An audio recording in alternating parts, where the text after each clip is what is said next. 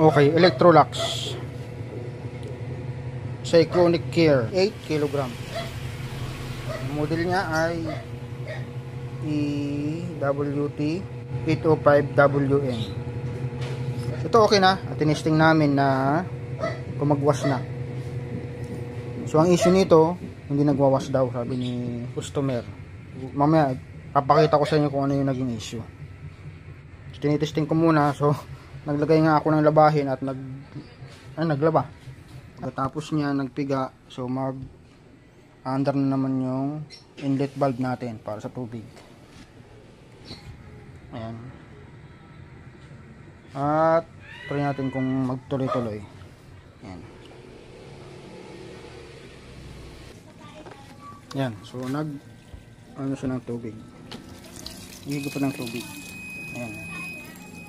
Several days later. Okay, tapos na. Pakita ko lang sa inyo guys yung ginawa natin dyan. So ito yung after na repair. Ayan. So yung before, ayan siya. Flashback.